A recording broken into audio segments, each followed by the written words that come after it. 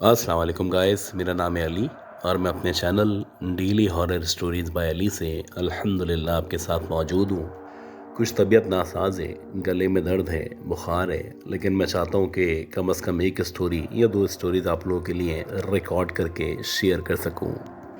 अगर आप में से किसी ने भी अब तक मेरे चैनल को सब्सक्राइब नहीं किया तो सबसे पहले इस चैनल को सब्सक्राइब कर लें, और अगर हो सके तो मुझे यानी सैयद उमैर अली को, मेरी फैमिली को,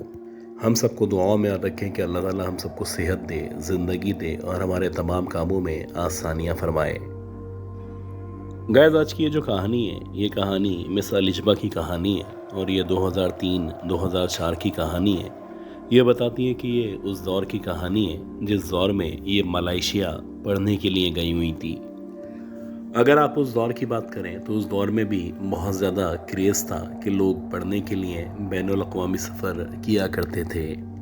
खैर, ये बताती हैं कि मलेशिया में जहाँ पे हमारी यूनिवर्सिटी मौजूद थी, बेसिकली उसके साथ ही एक हॉस्टल था और उस हॉस्टल में हम लोगों ने रिहाइश इख्तियार की हुई थी। अब जब आप बैरून मुल्क होते हैं या अपने मुल्क से दूर होते हैं तो आपको जब पाकिस्तानी या अपने लोग मिलते हैं तो आपकी दोस्ती उनके साथ फ़ौरन से हो जाया करती है। तो वक्त गुजरने के साथ साथ मेरे साथ भी ऐसा ही था कि मेरे बहुत सारे लोगों से ना सिर्फ ताल्लुकात हुए, बल्कि कुछ लड़कियां ऐसी थीं जिनसे मुझे बहुत ज़्यादा उनसियत सी महसूस होने लगी। वो बिल्कुल मेरे मिजाज की थीं, मेरी तरह उनको भी घूमना फिरना पसंद था।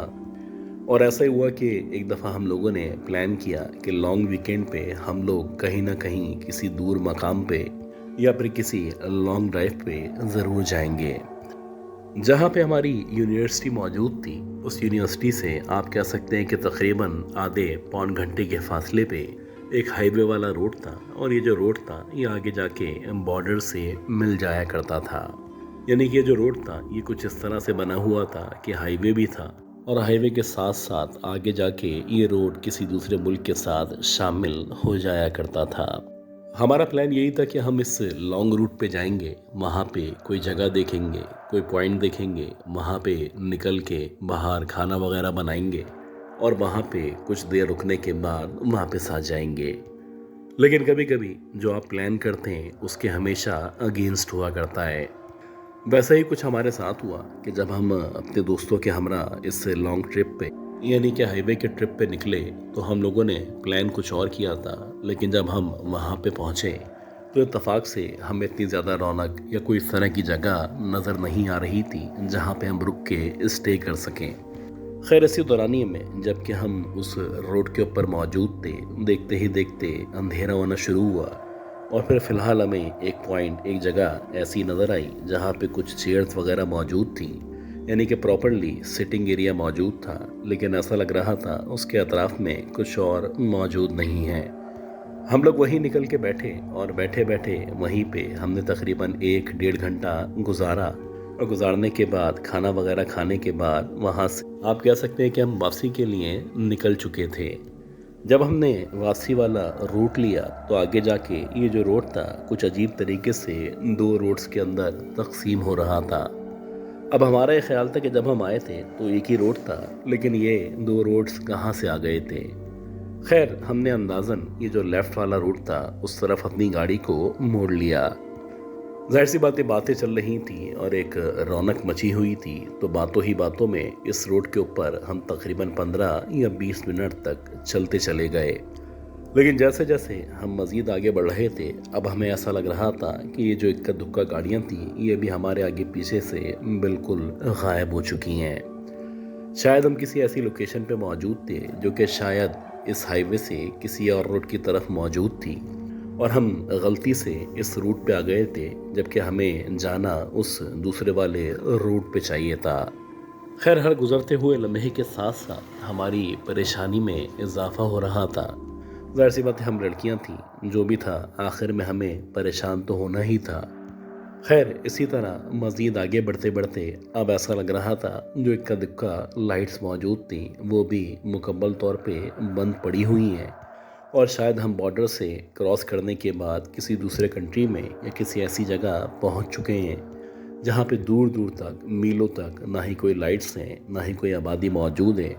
लेकिन हाँ, रोड बड़ा शानदार और बहुत ही कुशादा बना हुआ है। हम चाह रहे थे कि हमें कोई ना कोई अल्लाह का बंदा मिले और हम उससे पूछें और पूछने के बाद वापसी का रास्ता इख्तियार कर सकें।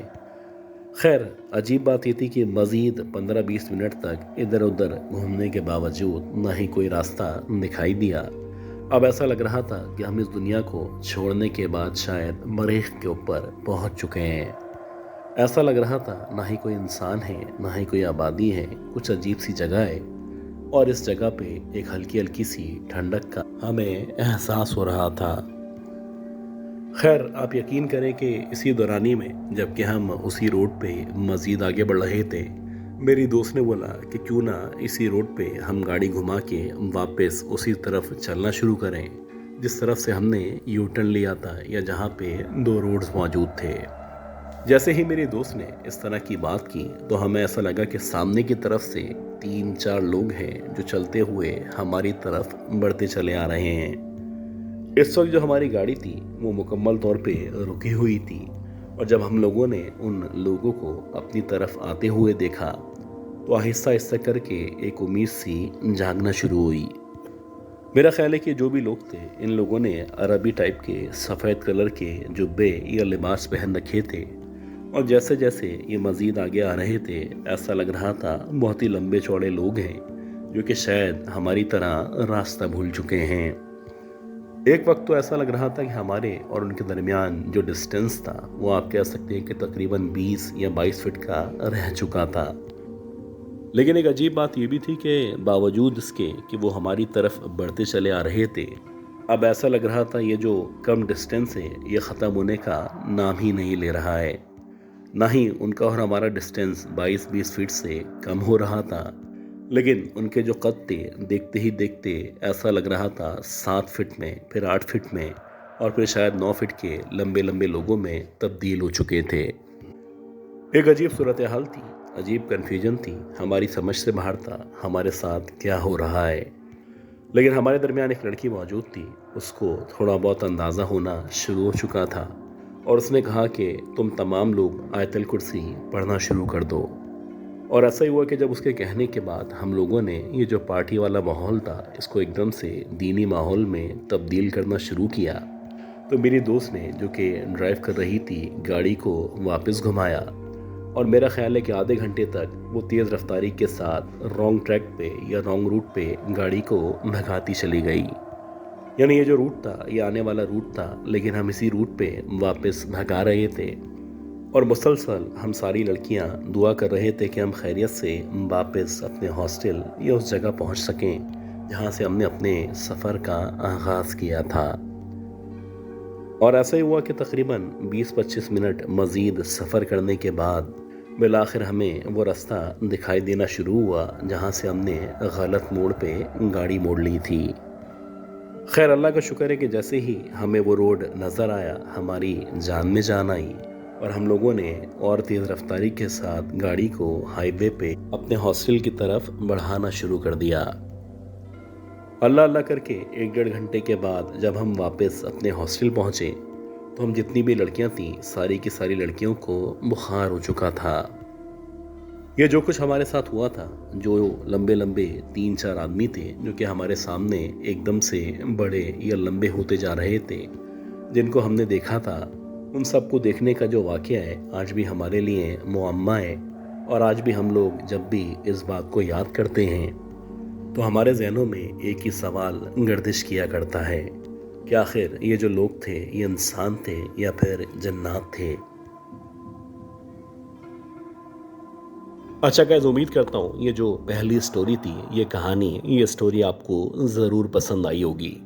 अब हम चलते हैं आज की दूसरी बहुत ही खौफनाक कहानी की तरफ और मैं उम्मीद करता हूँ कि आपने अब तक इस ऑडियो को, इस वीडियो को लाइक ज़रूर कर दिया होगा। ये स्टोरी बड़ी स्ट्रेंज स्टोरी है और ये स्टोरी हमें इंडिया से दिलजीत सिंह साहब ने शेयर की है। दिलजीत सिंह साहब बताते हैं कि ये जो कहानी है ये इनके अपने साथ पेश आई थी और ये कहानी 1993 में जब ये एक ट्रक ड्राइवर के तौर पे काम किया करते थे जब इनके साथ पेश आई थी।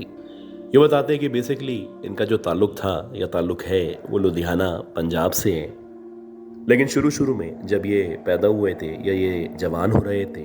तो इनके घर वालों की तरह ये भी किसान के तौर पे काम किया करते थे। लेकिन जैसे जैसे वक्त गुजरता चला गया, ये बड़े होते चले गए, इनको अंदाज़ा हुआ कि इस काम में इतना पैसा नहीं है। एक तो मेहनत बहुत करनी पड़ती है, उसके बाद हमेशा पैसे कम पड़ जाते हैं। लिहाजा अपने दोस्त के मशवरे के बाद इन्होंने ट्रक ड्राइवर के तौर पे काम करना शुरू किया था। ये बताते हैं कि अक्सर ऐसा होता था कि हम लोग माल की सप्लाई के लिए विद इन सिटी या आउट ऑफ सिटी ट्रैवल किया करते थे और अक्सर मेरे साथ कोई ना कोई एक शख्स ज़रूर मौजूद होता था। लेकिन कभी कभी ऐसा भी होता था कि इस पूरे रास्ते में इवन कि हमें अगर दूसरे शहर में भी जाना है तो अकेले ट्रैवल करना होता था और हमारे साथ जो हमारा पार्टनर है वो मौजूद नहीं हुआ करता था। तो वैसे ही एक सर्द रात थी और ये बताते हैं कि हमारा जो ट्रैवल था या हमारा जो रुख था वो राजस्थान की तरफ था और ये जो रास्ता था ये तकरीबन 11-12 घंटे का रास्ता था। जब मैं सफ़र के लिए निकला तो उस वक्त रात के, आप कह सकते हैं कि बल्कि शाम के 6 बजे का टाइम था। मुझे यकीन था कि अगली सुबह 7 बजे तक मैं अपनी मंजिल खैरियत से पहुंच जाऊंगा और जो भी मेरा सामान वगैरह है वो उतारने के बाद मैं अगली शाम तक वापस अपने घर की तरफ रवाना हो जाऊंगा। जब मैंने सफ़र का आगाज़ किया, जाहिर सी बातें शाम या रात का टाइम था तो शुरू में काफ़ी ज़्यादा ट्रैफिक मौजूद था। लेकिन जैसे जैसे मैं राजस्थान की तरफ बढ़ता चला जा रहा था और रात के तकरीबन 12-1 बजे का टाइम हो गया था तो अब लग रहा था मेरे अतराफ़ में जो भी ट्रैफिक था आहिस्ता आहिस्ता करके गायब होना शुरू हो चुका है। एक वक्त ऐसा आया कि मुझे लग रहा था जैसे मैं अकेला सोलो अपने ट्रक को लेके इन रेगिस्तानों में, इन सहराओं में निकल चुका हूँ। मुझे याद है कि रात के तकरीबन 2-3 बजे का टाइम था और अक्सर ऐसा होता था कि मैं रास्ते में ट्रक रोक के किसी होटल में खाना वगैरह खाया करता था या फिर अगर खाना होटल में ना खाना हो तो मेरे घर वाले जो खाना मुझे बांध के दिया करते थे उस खाने को खाने के लिए मैं अक्सर ट्रक को साइड में लगा के खड़ा हो जाया करता था। अभी मैं मौके की तलाश में था कि कोई सही जगह नज़र आए या थोड़ी बहुत रोशनी हो तो मैं अपने ट्रक को लगा के खाने का आगाज़ कर सकूं। लेकिन आप यकीन करें कि तकरीबन 15-20 मिनट तक मुसलसल गाड़ी चलाने के बावजूद ना ही मुझे कोई ऐसी जगह नज़र आ रही थी और ना ही किसी भी किस्म की रोशनी का एहसास हो रहा था। अब इससे पहले कि मैं कोई जगह तलाश करके अपने ट्रक को साइड में लगाता, मुझे एकदम से ऐसा लगा कि जिस रोड पे मेरा ट्रक चलता चला जा रहा है, जहाँ पे मेरे ट्रक की रोशनी का इख्तिताम हो रहा है, वहाँ पे जैसे कोई रोड के ऊपर खड़ा हुआ है और जो भी खड़ा हुआ है शायद वो किसी मदद का मुंतज़िर है। जैसे जैसे मेरा ट्रक आगे बढ़ रहा था वैसे वैसे वो वजूद मेरे सामने वाज़े होता चला जा रहा था। एक वक्त ऐसा आया जब मुझे यकीन हो चला कि मेरे ट्रक की रोशनी में जो लड़की नज़र आ रही है वो बेहद हसीन है, बहुत ही खूबसूरत है और ट्रक की रोशनी में एहसास हो रहा है जैसे वो बहुत ज़्यादा गोरी चिट्टी है। इतनी रात में इस रेगिस्तान में इस सुनसान जगह पे इस लड़की का जो कि बहुत ज़्यादा तैयार हुई भी थी यहाँ पे मौजूद होना यकीनन ये इस बात की निशानदही थी कि इसके साथ कुछ ना कुछ गलत हुआ होगा।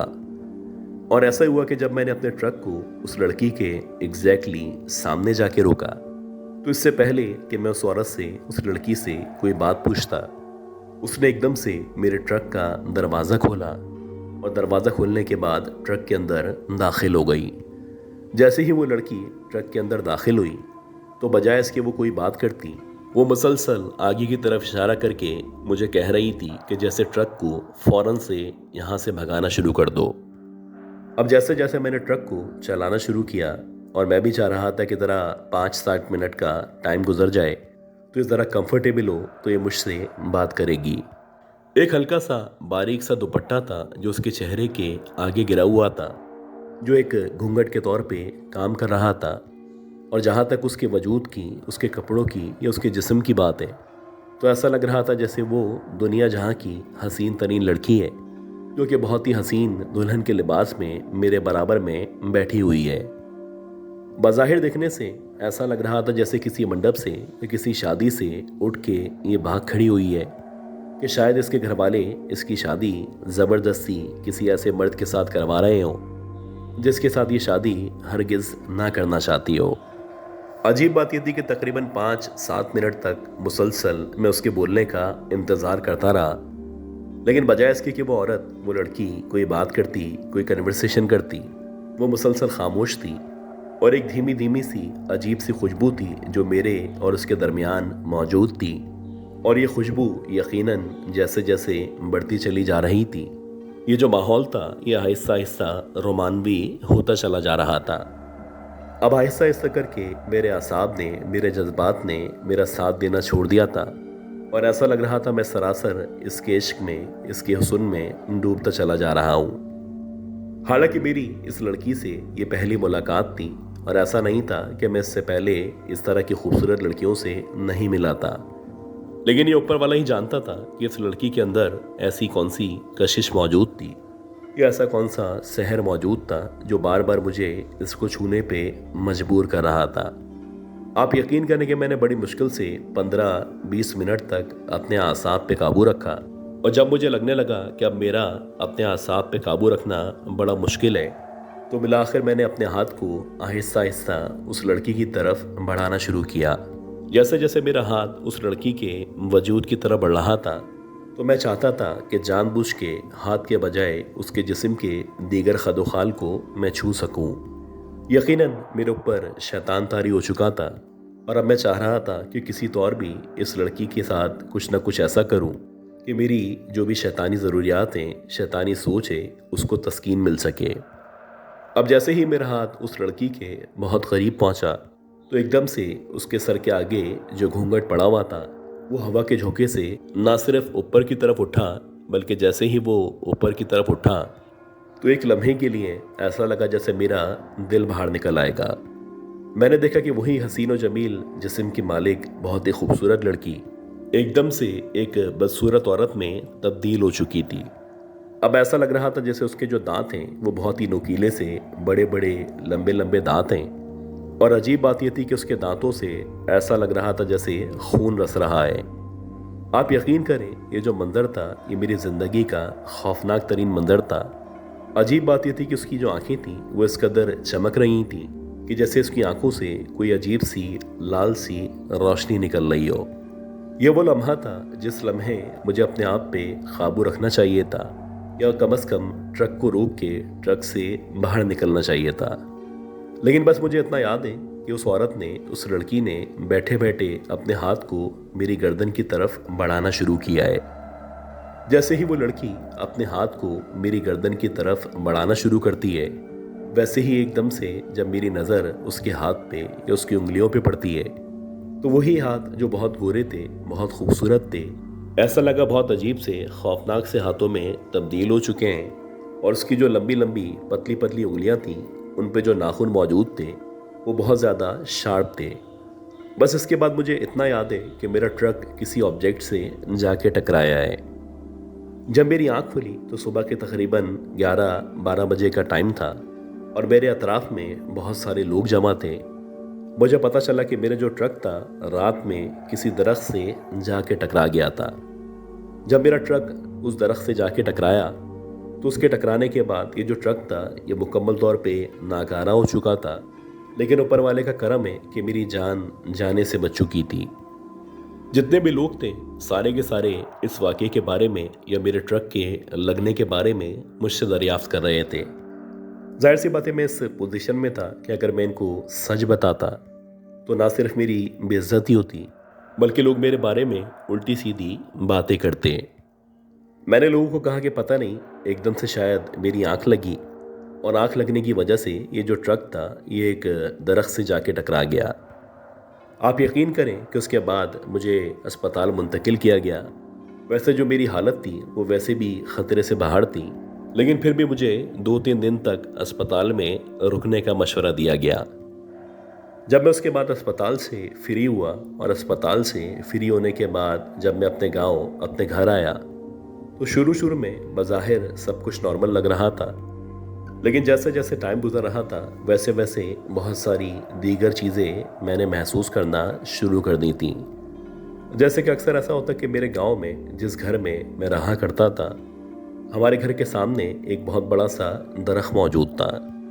अक्सर रात के औकात में यानी 12 बजे के बाद जब मेरा इत्तेफाक से बाहर निकलना होता तो मुझे उस दरख्त के नीचे किसी के बैठे होने का एहसास होता, और जब मैं उस वजूद के ऊपर गौर करता तो मुझे लगता कि जैसे वही खूबसूरत सी लड़की जो कि एकदम से किसी चुड़ैल के रूप में तब्दील हो चुकी थी, न सिर्फ मेरे सामने उस दरख्त के नीचे मौजूद है बल्कि बार बार मुझे अपनी तरफ मुतवज्जह करने की कोशिश कर रही है।